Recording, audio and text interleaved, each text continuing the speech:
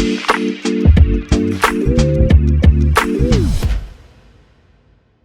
right, the Thursday afternoon edition of the Chase the Most podcast rolls along here with a first-timer. No, not Dennis Pitta. No, not Dennis Pitta on this podcast for the YouTube stubs. Not this time, exactly. But a fun guest for you guys here. We have Jerem Jordan, BYU Nation, the BYU Cougs. Did you hear about this? Did you see this? Pretty good football team, and things are going pretty well there. They're playing in Vegas this weekend against Notre Dame, and just some monstrosities of a uniform for the team over there in South Bend. BYU did their part. The black uniforms look clean. They look great. BYU is always just top-notch uniforms. Can't say the same for the Notre Dame Fighting Irish and just what they're bringing to Vegas on Saturday. But Jerem, good afternoon, sir. How are you? I'm great. How are you doing, Chase? Thanks for having me on, man. Not too bad. How do you feel about the uniforms? Do the fans and do you guys like the black or no? We don't like it. Oh, we love it. Okay. We love it. Yeah, the black and the royal is this awesome mix. Mm-hmm. And, the reveal was pretty cool as well. So Puka Nacua, one of BYU star receivers, he grew up in Vegas, and one of the kids that was on his little league teams growing up was Dana White's son. So he's got a connection to the UFC. That's how they got that hooked up. Really? Interesting. So how did the fans feel about this? Did you want this in Provo, or did you want to do this? Wanted it in Provo. In fact, when they signed this up to be in Vegas, a lot of BYU fans were bugged. Yeah. Because Notre Dame signed a 4-home, 2-road series, essentially 2-2-1s.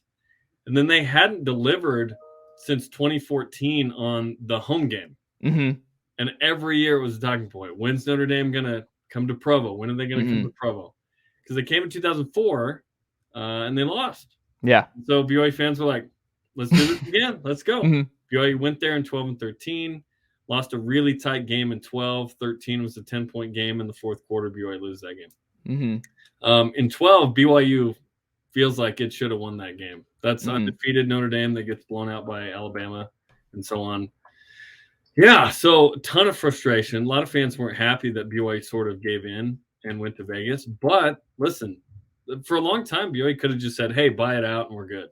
But BYU got more money than they would have from the buyout for having this game in Vegas. And they got a game with Notre Dame in BYU's second favorite stadium in the world. There are a ton of BYU fans in Las Vegas. There's a lot of members of the Church of Jesus Christ of Latter-day Saints that like the Cougars. BYU's played UNLV historically there a bunch. They opened the season with Arizona last year, and BYU had 80% of the fans in that stadium. Now, 80% of the tickets went to Notre Dame for this. It's a Shamrock Series game. They are the home team. Then why are they wearing white? Just their choice. Okay.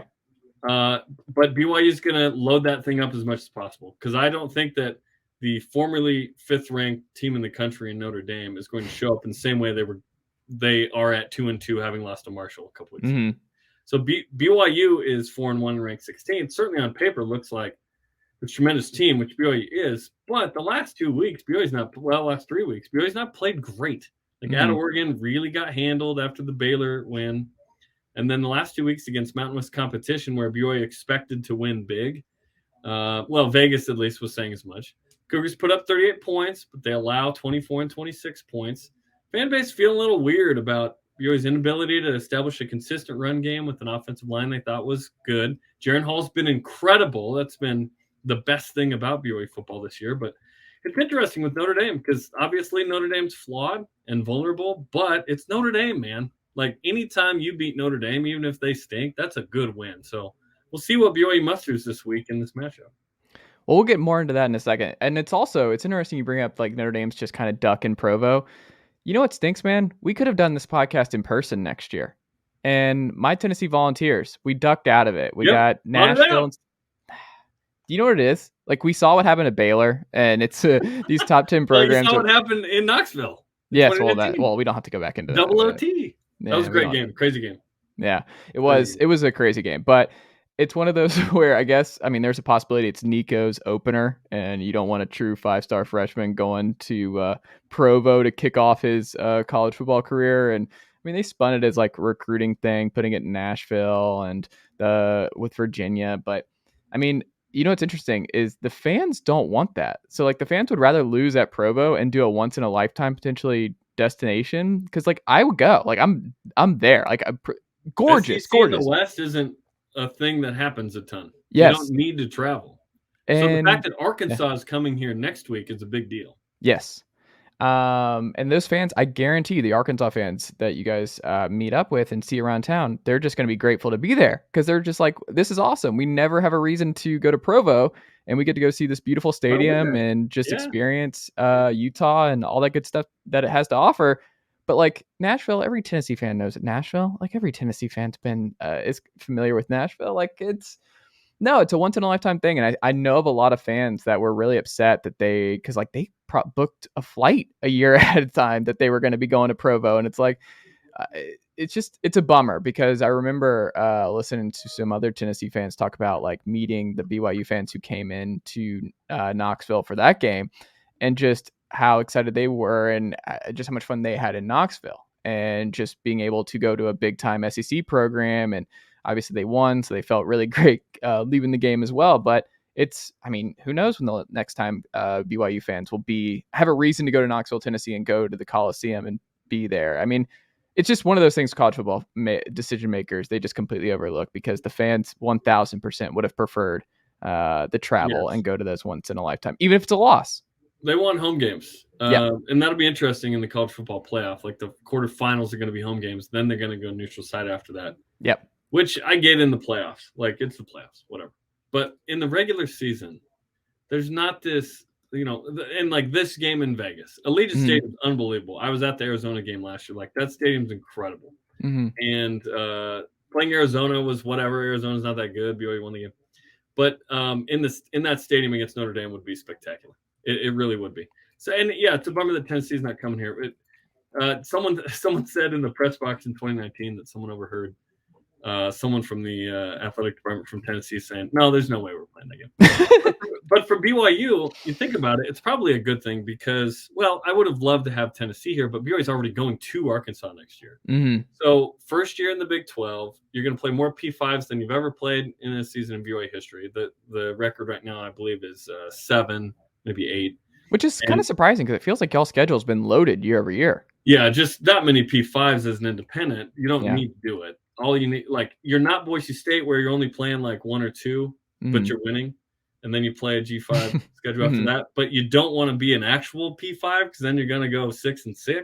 Yeah. Like, you know what I mean? So to make a splash, and last year BYU played 7, went 6-1. Like that was this anomaly. Typically BYU's won. Y'all were the Pac-12 South champions. Pac-12, 5-0. Let's go. What's up, dude? So yeah, it was fun. That was fun last year. And the Pac-12 was down. That's probably why BYU goes 5-0. This year BYU loses the championship to Oregon, if you will. Yeah. But no, it's going to be a challenge and fun. And so I'm of the opinion that one Power 5 team in non-conference is plenty, especially next year when BYU's going to have a lot of its great players gone after an incredible 3-year run that we hope is another 10+ win season and finishing ranked. Like right now, the Zach Wilson, Jarren Hall era is a pretty special time at quarterback for BYU and for the teams. It's been awesome. Who did y'all replace Tennessee with? Let's see. Sam Houston State. Oh. A winnable game. Yeah. Who is going from FCS to FBS. Yeah, I think that's... And then Southern Utah, and then at Arkansas. Okay. And then the Big 12. Say it again? And then the Big 12. And we don't know what that schedule looks like. We don't know if we think it's 9 games. We don't know what year. Is it the first year of 5 home, 4 road? We're jumping in. Yeah. We're going to see how warm or not that pool is, But we're excited to be in the Big 12. We're so excited. But it's going to be make a bowl game standard next year. It's going to be different. I'm wondering if Texas and Oklahoma get out before that. And if we see I don't think so. So then you might get Texas or Oklahoma on the schedule. I guarantee we will. Okay. I think the league will do that. Like, I'm not saying from sources. I'm just saying the league will hook it up. Like, also, they will punish Texas and Oklahoma and make them go to the edges, I bet, which is UCF, West Virginia, Utah. That's my sense here.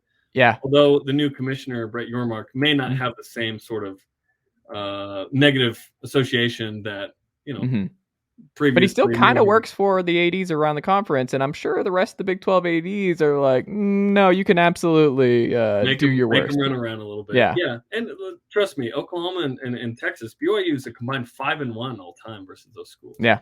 So that would be fun. And Texas still has nightmares about one Taysom Hill, the white dude with the knee brace. Yeah.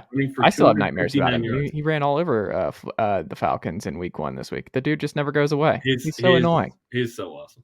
He's one of the kind, man. What's the biggest difference between Jarren Hall and Zach Wilson for you?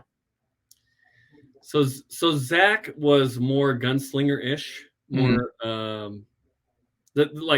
like I think they have similar arm strength. This is a good question. No one's asking this. Great question. Jarren Hall takes fewer risks. That's the biggest thing with Jaren. The dude turns it over once every 87 touches. Like, he does not turn it over. BYU has one giveaway this year in 5 games. That's number 1 in the country. Notre Dame, by the way, has one takeaway. They don't take it away. So that's going to be fun to watch. But Zach took a few more risks. Zach was still good. His giveaway number, I want to say, was in the 40s, which is incredible. You go back in BYU history, typically between 15 and 25 is that number for giveaways per touch. So or touch per giveaway. Jarren Hall doesn't turn it over. And he's extremely accurate, extremely poised, super calm. First starting black quarterback in BYU history, which is a cool note as well for him.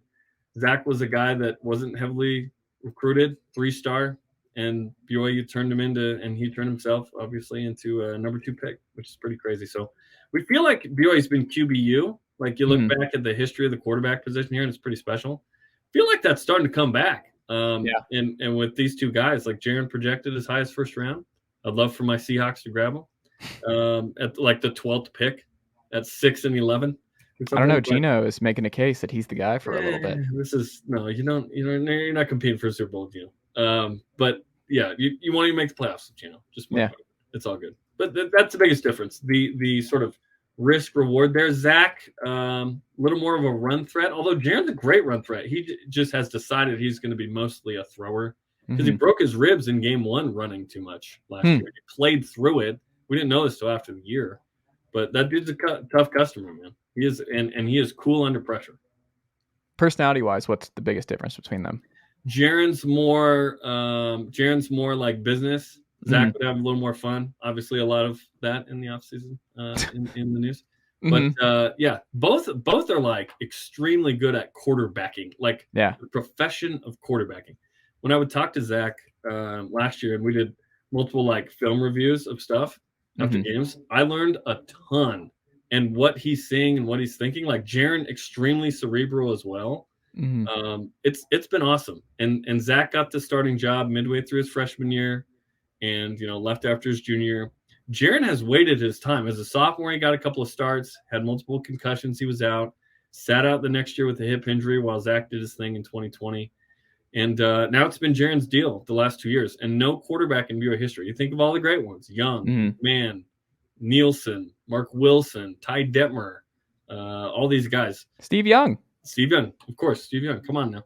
All of them didn't play that kind of schedules that Jarren Hall's had to play, and nobody's won more Power 5 games than Jarren Hall. This is the modern BYU quarterback at its finest. It's been pretty cool to watch his development, and then we'll see where it goes the rest of the year because this dude's going to be an NFL draft pick. It just depends where. Who's next at quarterback? That's a good question. So Jacob Conover is a guy that turned down an offer from Alabama. Stud out of Arizona, played at a very good high school at Chandler that won multiple state titles. He started sophomore through senior year. He's a guy that right now would be the incumbent. I will be surprised, though, if BYU does not bring in a transfer that competes for that spot right away. Conover perhaps is the guy. If I had to guess, he's probably the guy. But I bet BYU will bring somebody in because if BYU is going to compete in the Big 12, you need 2 good quarterbacks because as we've seen, quarterbacks get hurt. We've seen that a lot at BYU and elsewhere. Where can BYU be better this year? Run defense. It's not terrible. It's about middle of the pack. But BYU was really on skates against Oregon. Just getting blown off the ball. And they expected a different game plan. Elias Triaki, the defensive coordinator, said that. Didn't adjust in time. Oregon scored on its first 5 drives, was up 31-0. or 31-7. Not characteristic for a BYU Kilane Sitake defense. Right. Typically pretty stout there. That was weird because BYU's gone into Wisconsin, Tennessee, USC, and so on, and won these kind of physical run-heavy matchups. I mean, you talk about Wisconsin. They ran for 200 plus. BYU still won. Like BYU had a guy that outran Jonathan Taylor, which was crazy. Squally Canada that day. So that's one. Kicking's been an issue. Field goals, like in a Notre Dame game like this week, I feel like a field goal here or there makes a huge difference. And BYU's Jake Goldroyd was a Luke Groza finalist 2 years ago. This kid was unbelievable. This year he's 3 for 8, and he's missed 5 in a row from the 30s. So there's a real issue there. Yeah, y'all haven't even named a kicker this week, correct? Yeah, I doubt it's Jake. I mean, they gave him a field goal. Are you kicking on Saturday? What? Are you going to kick on Saturday? I might kick on Saturday. That's what I'm asking. Like, are you eligible? What's your eligibility like right now?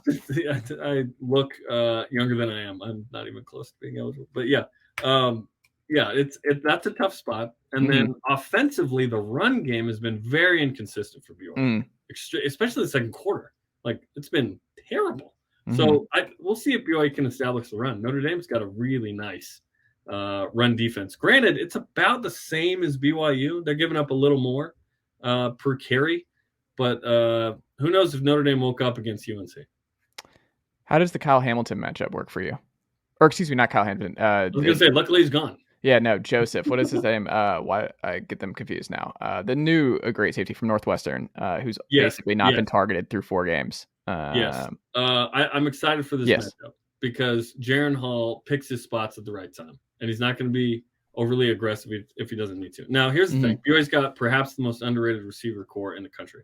They just need to be healthy. Like, if BYU's healthy, Puka Nacua is an NFL receiver. He's tremendous. I love Gunnar Romney, 5th-year guy, has only played 1 game, lacerated his kidney in camp. He played last week. That sounds horrific. Yeah, he's a dude that's put up like 1,800 yards over his career at BYU. A 1,000-yard type of guy. Keanu Hill, his uncle's Roy Williams. His dad is Lloyd, who plays at Texas Tech, All-American. Friday Night Lights team, by the way. So Keanu went for 160 against Wyoming. Chase Roberts was a guy who went 100-plus against Baylor. He's been out with a kind of a hip issue.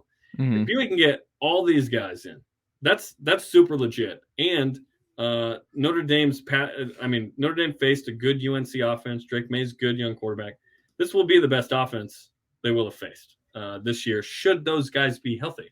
But if BYU can't run the ball and they're forced to just chuck it, Jarren Hall is good enough to win the game. But you just wonder if you have to rely on that and you can't do anything in the run game, if the Cougars can win that way. And Jarren Hall is good enough to do it, but you'd hate to be one-dimensional if you're BYU. Now that Drew Pine is in there and what you saw early on in that North Carolina game and what we've seen from Tyler Buckner to this point, who's out for the year, do you think BYU would have rather faced what we saw, the iteration of Notre Dame with Tyler Buckner, the running quarterback, or Drew Pine, more of the pocket guy? Which do you think they would have preferred?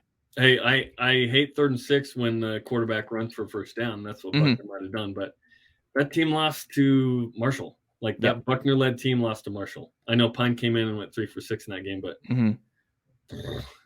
Pine looks pretty good against UNC. Granted, that UNC defense not great, but they made him look not great. 3 running backs go over 100-plus total offense in that game as well for Notre Dame. So, yeah, Pine's good, man. He's gaining confidence. I think Notre Dame would have preferred not to sit on a bye week there, where they played so well, just get into that next game. They've sat, so maybe that momentum is quelled in some way. Who knows? And this isn't a long trip for BYU. This is an hour on a plane. This is 5 hours on a bus for the fans or a car. This is a long ways for Notre Dame. So we'll see, man. Pine seems to be pretty good though, but I'm interested to see if the BYU defense rises up. This is a defense we thought would be much better. They're pretty undisciplined. They had 3 offside calls at home against Utah State, where it's like no one's cheering to make it loud. Like, what are you doing? They had multiple personal foul penalties, uncharacteristic stuff. But I expect the BYU team that beat Baylor to show up. Like, the tough, we're way up for this game. We're the underdog. People don't, Estime says the comment about this is the Holy War. He said, "Hey, our players are better than their players. Yeah, they don't match up." I hope BYU takes that and goes, "Hey, the Baylor version of us has got to show up here." Yeah, someone said this is the Holy War on BYU, right? This week, who was that? Well, I didn't hear that one. That's funny though. The Catholics and Mormons, like Yeah. Oh, Who good. was it who said that? Caleb Haynes said it. Caleb Hayes said, okay, one of Yeah. these cornerbacks. Yeah. Yeah. From Kevin Reynolds. Yeah. It's funny BYU. that he said that because I don't know if he's Catholic or Mormon. Well, there you go. Well, maybe that's part of it. Is it for him? I don't know. In Sin City, that is a fun like religious dynamic to this. Yeah. Well, it's a great, like, BYU has all kinds of opportunities here because you have that, which is great. You can market it that way, but you also had the one which should be every year now, based on like the fact that the 2020's best college football game was BYU Coastal, and that's where all eyes were. Mullets versus Mormons was also an amazing marketing thing, and it was great. It was fun, and it was awesome. Like, that should happen every year. That was a great thing. Any bowl projection that includes Coastal Carolina, we're always like, yes. Right? Okay, so it was just as big for BYU fans. Yes, that's the one. It's the one lost by 1 yard to be undefeated. Oh, that one hurt. And obviously BYU's uber aggressive in taking that game on a Wednesday. But yeah, and Coastal's good team, good program, right? Like they're doing great stuff. Great stuff. They run a fun offense. No one else does what they do on offense. It's fun to watch. No, I would love a rematch there. I just want Coastal to not know until Wednesday. That's my only request. I mean, Jamie Chadwell might be game for it. He would be. I think he would be. The biggest surprise for you this season with BYU is what? The BYU doesn't have a run game as consistent as we thought. Last year, Tyler Algier was amazing. Set a program record with 1,600 touchdowns, yards over. That's a lot of touchdowns. That's a lot of touchdowns. 20 plus touchdowns. He's now the starter for the Falcons due to an injury. Oh, you don't have to tell me. Tyler Algier, man, the dude runs hard. That guy runs hard. He's awesome, and his story is amazing. Go check out on YouTube. Tyler Algier, Deep Blue. We did a story on him that told his story. Deep, great, like emotional stuff. He's a good dude, and he deserves every good thing that happens to him. That's awesome. No, Tyler Algier has been a bigger deal than we thought. BYU brought in Christopher Brooks from Cal, a dude that had been successful behind what we thought weren't great Cal offensive lines. Hasn't quite connected. Miles Davis had a great game against Wyoming 2 games ago. Kind of got banged up a little bit against Utah State. We'll see if he plays. Lopini Katoa is a solid kind of 1B back, but fumbled inside BYU's own 10 in a recent game. So the trust isn't there after he fumbled twice last year against Boise State in a loss when BYU was ranked 10th and 5-0. So all 3 are good backs, but the fact that Tyler's gone and it hasn't been consistent there, that's been concerning. But Jaren's carried it for BYU. Like Jarren Hall for president around these parts. He's been elite.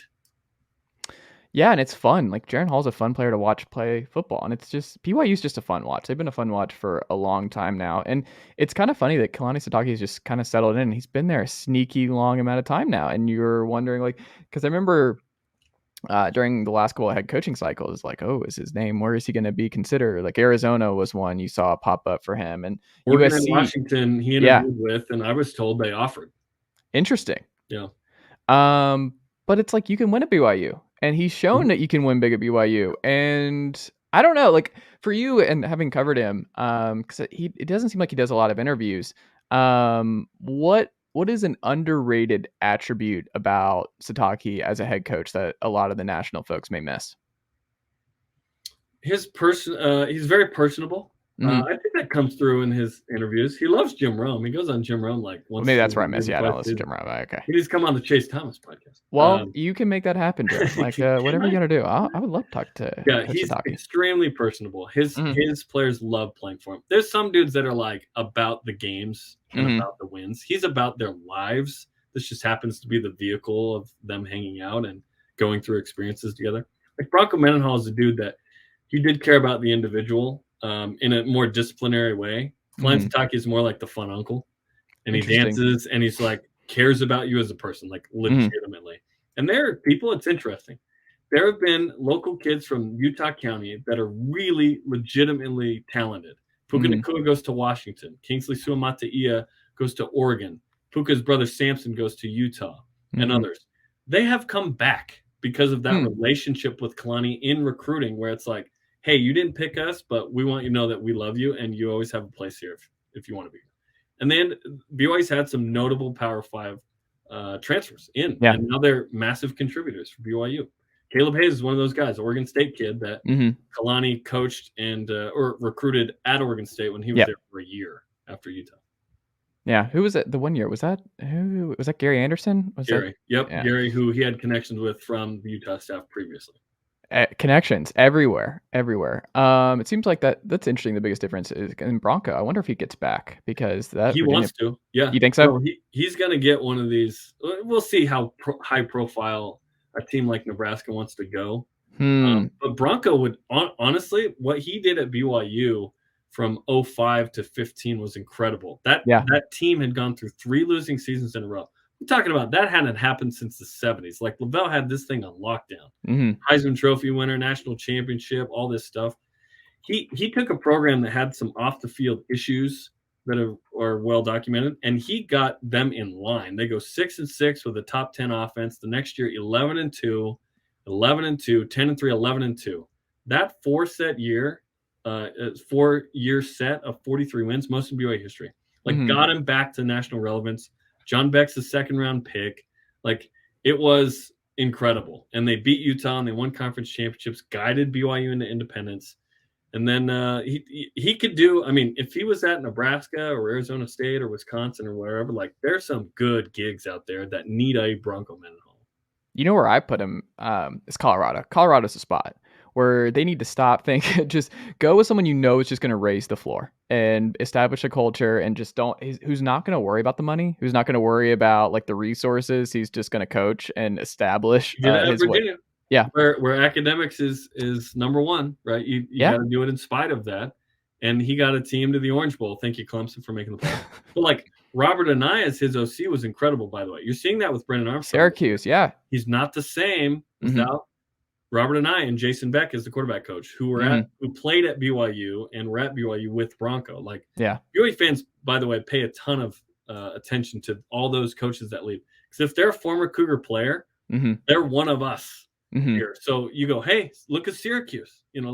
Virginia was like BYU East for a couple of years. Honestly, when they came last year and played, it was this big homecoming. It was awesome. And it was a crazy game, 66-49 that BYU won.